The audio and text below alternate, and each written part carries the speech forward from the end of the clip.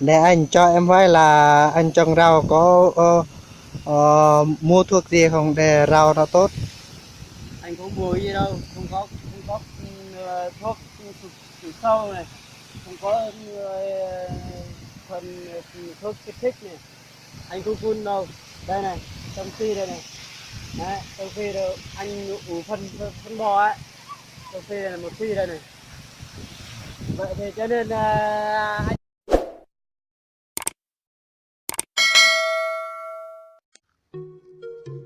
Mọi người hãy theo dõi mình nha. Hôm nay là mình có thời gian để thăm một vườn rau của anh Thân nha. Mọi người theo dõi nha.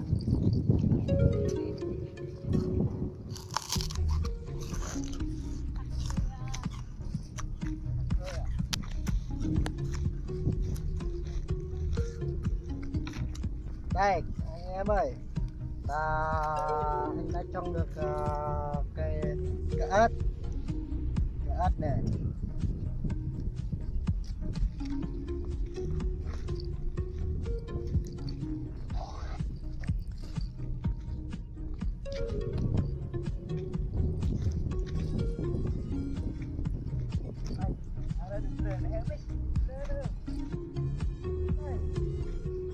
Đây vườn tầng nhan này mọi người ơi, rất là rộng, tầm hơn nào đấy. Đây này mọi người ơi, đây là lá măng tây nha, mới trồng được chắc gần vài tuần, tầm 2 tuần này. Đấy. Cái này là rau bục su. Anh đang đi nước rồi. Đây là rau bục su này. Cái này cúc cái nè mọi người ơi, cúc cái đã chết hết rồi. Giờ anh sẽ quay máy tưới. Còn mấy cái này là rau diên. Đây là rau diên. Mấy kia là rau cái.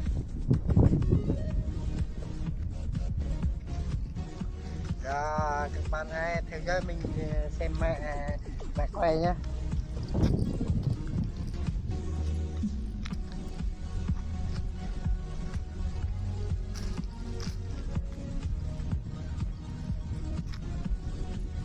Anh đang đi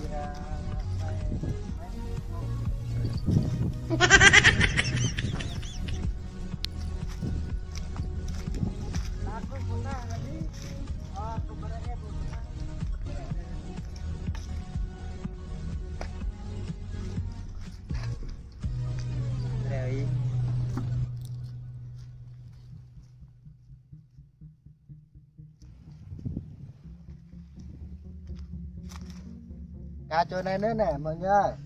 Đây là bắp nè, bắp nếp hay là bắp gì biết để ta trồng.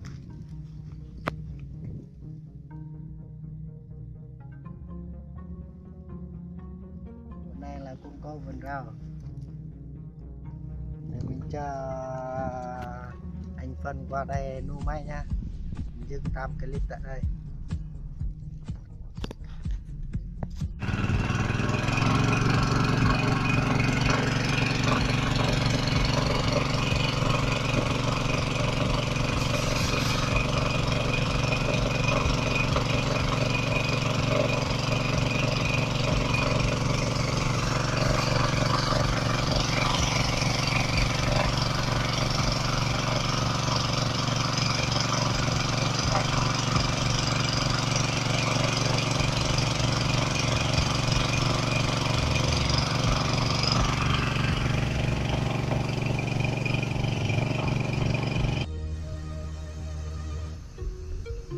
Mùa này trồng rau rất là khó này mọi người ơi.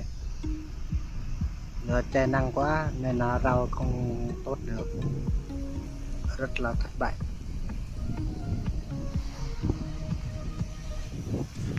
đây nè anh em ơi, đây củ cải đây nè. Đấy, củ cải này không có phân khoa học gì đấy. Đây, mình nhỏ nhỏ thôi. Cái này này. ngọt lắm, không có phân đâu, có thuốc đâu.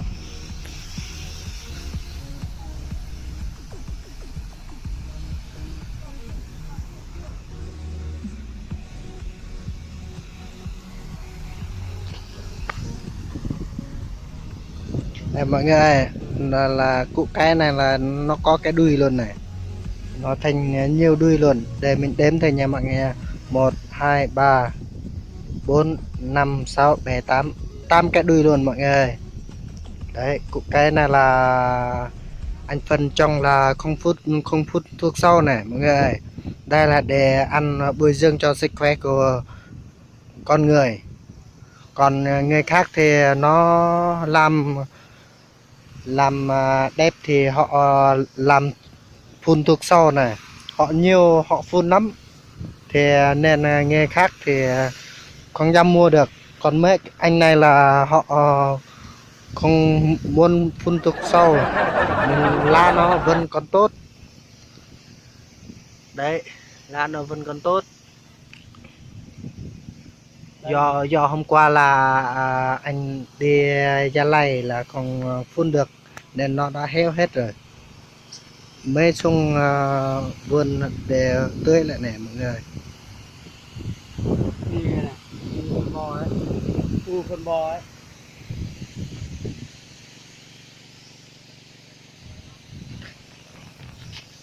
Anh trồng rau không cần thuốc. Để anh cho em hỏi là anh trồng rau có mua thuốc gì không để rau nó tốt? Anh không mua gì đâu, không có thuốc trừ sâu này, không có phần thuốc kích thích này, anh không phun đâu. Đây này, trong phi đây này, đấy, trong phi đâu anh ủ phân bò ấy, trong phi đây là một phi đây này. Vậy thì cho nên anh em trong làng ấy nó mua rau anh hết á, không có phân, không có thuốc trừ sâu đâu. Nhìn đấy, Đây là anh trồng được mấy năm rồi? anh vừa mới trồng cách 2 tháng này. 2 tháng. 2 tháng anh bình quân là anh thu được là cuối ngày chiều anh đi bán đấy, chiều anh đi bán thì được 200 là 150, có vậy thôi.